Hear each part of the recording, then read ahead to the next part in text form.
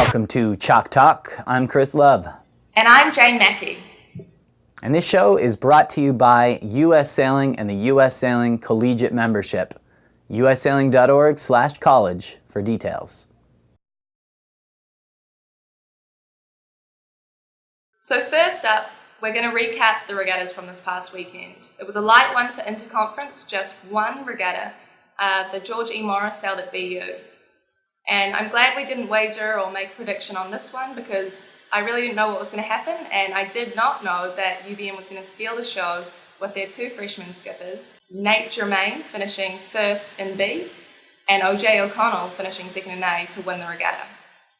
It's an impressive result for these young guys at a venue that can even stump the most seasoned of upperclassmen. Thanks to regatta PRO Ben Greenfield for the video. PCCSE had their co-ed dinghy championship at UC Santa Barbara for 4 berths to semifinals. Taking the championship was Stanford, UCSB second, Cal State University Long Beach third, UC Irvine fourth, and just 2 points out of qualifying for nationals was Hawaii in fifth. Well, I'm proud to say I picked 3 out of 4 of those teams, but definitely did not have Cal State University Long Beach on my short list. And there's good reason for that. They are a relatively new team back from hiatus.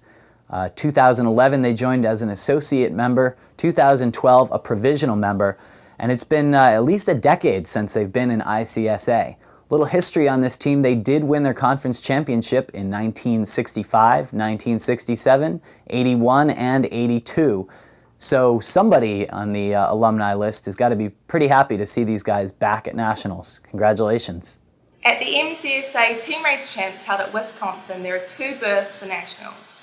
Wisconsin wins the first berth, and it's not as close as we thought for the second spot, with Michigan beating Minnesota 3 out of 3 to take the second berth to nationals. MIT hosts the NISA Team Race Championship for 3 berths to nationals. BC, Brown, and Roger Williams end up in a 3-way tie, broken by comparing the scores of head-to-head matches. Yale, who is ranked the top team in the nation, finishes 5th and does not qualify. So Brown, who we thought was a solid team but definitely not top 3, proves everybody wrong and is headed down here to Austin. Well, Chris, we knew this was going to be an interesting regatta, and I definitely had my money on Yale for the win. But they do seem to have a funny history of qualifying when they're not expected to, and sadly not qualifying when they're the favourites. Well, in any case, it looks like they'll be watching this one from home. Watching from home, Chris? How would they do that? Well, Jane, I'm glad you asked. It's because Chris Love Productions has been chosen as the official video provider for the 2012 Women's and Team Race Nationals. For women's, we're going to be shooting and editing video highlights throughout the day so you can keep up with the action almost in real time. And then for the final 2 days of team racing, we've got a very special presentation planned. With the help of the University of Texas Sailing Team and Austin Yacht Club, I'm putting together a live presentation so you can follow the team racing as it happens. We'll be streaming from the end of the dock and keep you informed with everything that's going on. All of this will be free on the official Nationals Regatta website. Stay tuned to future episodes of Chalk Talk for more details. At the Nwitsa Women's Champs, the top 2 spots, as predicted, go to Western Washington and University of Washington. Western Washington beats UW at home, though, to take the 1 finals berth to nationals. University of Washington will be competing at semis for their chance at nationals. Proud of you! We've had Blaine around as a coach, I think, this year, and that was a huge help with everything. Our boat handling has come a long way during the year, and support from our team. Yeah. The entire time, the whole year. Yeah. It was a lot of work at the beginning trying to motivate everyone, but we made it happen. What are you most excited about seeing in Texas? Kicking ass. Heavy winds. Heavy wind. Warmth. Warm. Kind of. I think it's just, we got to go last year and it was really cool. So just being out there again. Yeah. And we're sailing in a caliber that we don't really compete against normally, so we'd like to see how well we can place amongst that group of people. Thanks to Kaylin Cordray for the video. And now let's take a look at all the teams that have qualified so far. As you can see, PCCSC filled the last spots for co-ed semi-finals. There are still 4 spots for women's, 1 going straight through to finals and 3 for semis. Nuixa and Sesa are sailing their team race champs this weekend. And looking at the teams that have qualified for all 3, we see Georgetown, Hobart, Wisconsin if they make the women's this weekend, BC, Brown, Stanford, and Texas if they make team racing. Well, no picks for interconference, and we split our picks on the championships dead even, so the score remains 7-2 in favor of Jane. And now we check in with Meredith Paulison over at Sailing World Magazine for the college rankings. It's the last Sailing World National College Rankings of the season. Welcome back, Meredith. Thanks for having me, Chris. All right, what do we have for the co-ed rankings? Well, last time around we saw a lot of different first place picks in the co-ed rankings, and that's still the case in this last poll of the season. Georgetown this week takes the top spot. They were in second place last week.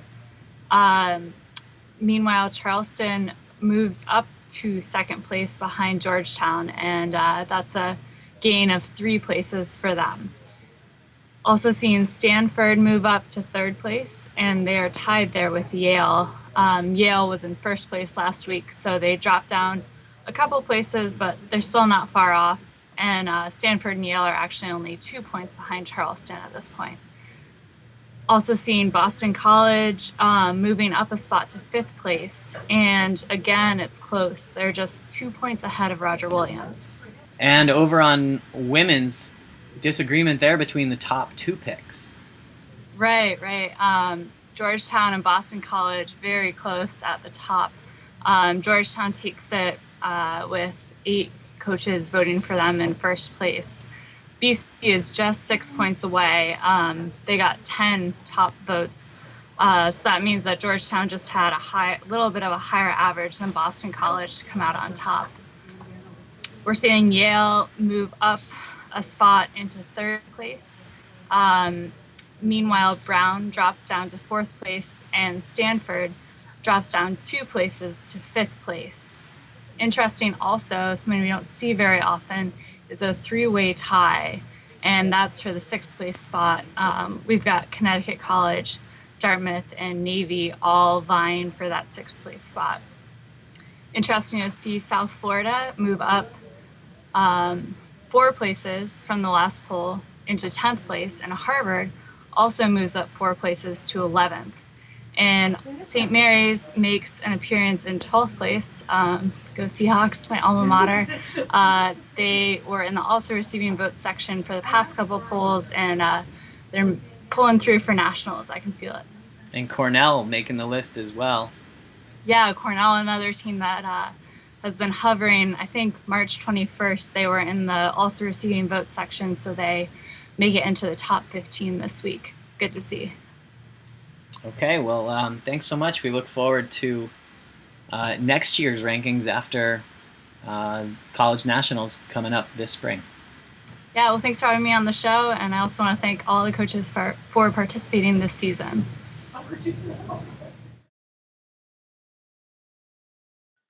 So moving on to this weekend, we're all done with interconferences for this season. We'll move straight into the Nationals qualifiers, of which we have 3. 5 teams, 1 berth. Nuixa Team Race Championship hosted by Oregon. Well, our research tells us that this ought to be a close one between University of Oregon at home with Western Washington and University of Washington. Now, Western Washington has the most depth. They probably have the best all-around team racing team. But University of Washington and University of Oregon have shown their speed this season in co-ed. And that's why I'm going to put my money on UW. I'll take Western Washington on a high from last weekend.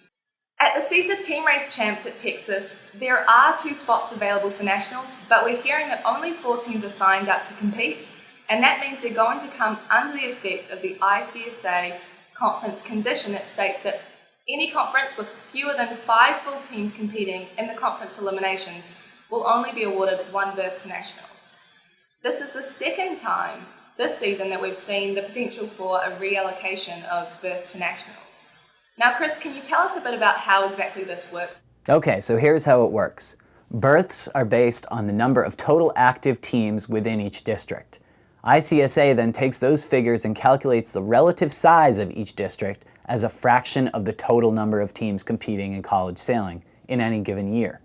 What happens is each district gets not a whole number, but some fraction of a number that gets rounded. For instance, both Mesa and NISA had 3.06 berths this year to team race nationals, rounded down to 3. PCCSC, on the other hand, had 1.45 berths that got rounded down to 1. So when CISA has to give up their berth this weekend, it will go to PCCSC, since they had the largest remainder that got rounded down. So looking back at the results from the Team Race Championship out there held on April 14 through 15, UCSB will join Stanford as the Pacific Coast reps at Nationals. Expecting only one spot for nationals, Galveston is going to be a good pick here, and they'll be my prediction. Well, I'm not going to win this contest by following your lead, so I'm going to take Texas at home. Next is the MCSA Women's Champs at Minnesota. So we have 6 teams sailing for 4 spots. It looks like Minnesota and Michigan will be the clear frontrunners. I think they'll have an easy time picking up the 1-2. Wisconsin and University of Illinois Chicago are the other strong women's teams in the district, but I wouldn't totally count out Northwestern or University of Wisconsin-Milwaukee to pick off one of those bottom spots. Chris, I'm going to trust the intel we got for this regatta, and I'm going to agree with you. Better know a district. It's Mesa, and we're here with Mesa Conference Commissioner and Georgetown head coach Mike Callahan. Thanks for joining us. Well, you're welcome, Chris. Thanks for having me. So you know how this works. Let's hear about your district, the Mid-Atlantic. Sure. The Mid-Atlantic Sailing Association comprises 50 schools from New York down to Virginia. And, I would argue, as most conference commissioners would, that we have the best conference in college sailing. So what makes it, you obviously have a very deep pool of schools. What makes sailing in Mesa so good? I think the great part about sailing in Mesa is 2 things. First is the variety of sailing, the fact that we can have 20-boat in-conference events that have really good competition, and then all the way down to the 5 or 6 boat regattas of just the beginning teams and have a level of competition for them. So I think that that's really cool. We also have some great hosting venues. As I think about the great venues in Mesa, we've got St. Mary's and the Naval Academy and Old Dominion and Hobart William Smith and the New York schools like Kings Point and SUNY Maritime. These are great venues, nice wind conditions, variety of boats. We have 3 venues that have both 420s and FJs, so we can have 2 fleets on the water. We also have the fact that the climate's pretty nice. We can actually get on the water, early in the spring, and the weather's pretty nice till very late in the fall. So those are advantages that Mesa has. And we know you've got a couple of powerhouse schools there that you named, perennially at nationals. Talk about those schools and talk about some of your up-and-coming schools as well. Sure. I mean, I think when we look at Mesa, we always, for years, the jargon of Mesa has been like the top 9 schools. So when we speak about the top 9, you're talking about St. Mary's, Navy, Georgetown, Old Dominion, Hobart, William Smith, Kings Point, SUNY Maritime, Washington College. I think that's 9. And so you're typically looking at those schools to do well at nationals and qualify for nationals. The up-and-coming schools, though, that's the pretty exciting thing about Mesa. So there's a lot of really good teams in Mesa, and I think that it's just getting better and better, and the competition's getting better and better as well. And there's just a lot of teams in Mesa. I think you have the most number of active teams of any district right now. From a standpoint of commissioner and from a standpoint of the district, how do you promote the top teams to keep getting better and compete nationally, but still welcome all these new teams and these lower level teams and keep them active? Yeah, that is the hardest thing to do. And if you get on one of our executive committee conference calls, you will hear a lot of yelling and screaming about that. I joke it's the 1% versus the 99% that we have in our conference, because there's always a perception from a lot of the smaller teams that the big teams are always just looking out for themselves. And the big teams are always saying to the smaller teams, look, we really want to help you out. So as a conference commissioner, trying to find the balance between having good in-conference competition for your top teams so that they don't have to travel all the way around the country to get good competition, but also have a good series of events for your middle teams, your up-and-coming teams, and then also your brand new teams. And having series of events, having events in people's areas, so you don't have to go from Virginia all the way to New York for a regatta. That's always a challenge. Let's hear your pitch. You're speaking to a high school junior or senior looking at sailing in college. Why should they come to Mesa? Sure. Well, I think if you look at Mesa and you look historically and how well the conference has done, you will see that Mesa performs better than every other conference in the country. We've had 4 of the last 6 college sailors of the year, actually 5 of the last 7 college sailors of the year, which is a phenomenal record. We've won a lot of national championships. Right now, we've got number 1 teams in the country, all that kind of stuff. And you come to Mesa, you sail in some great open water venues. You have a wide variety of boats, great boathouses to go to. And what I always like to tell people, and you might not like this, Chris, but when you go to Mesa, you don't have to sail on the Charles River. So I think that's a big selling point as well. So, fair enough. Yes. All right. Well, thanks for the insight, and good luck in the postseason. Well, thank you very much, Chris, and thank you for doing your Chalk Talk this year. I really like it. Thanks. And now for the U.S. Sailing College Sailor of the Week. From Stanford, it's Oliver Toole and Haley Kirk for a nearly perfect performance in the B Division at the PCCSC Dinghy Championship. In 7 races, they had 6 wins and 1 second-place finish, helping their team win the regatta and a berth to semifinals. The Stanford Cardinal cap off the school year with a perfect 6 for 6 in conference championships. For women's, it's Ashley Vincent and Angela Gossam from Western Washington University, who won B Division and helped the Vikings stay just 1 point ahead of University of Washington to take the championship. Only 4 weeks left till Nationals. Time to start thinking about your choices for face paint and foam fingers. See you next week.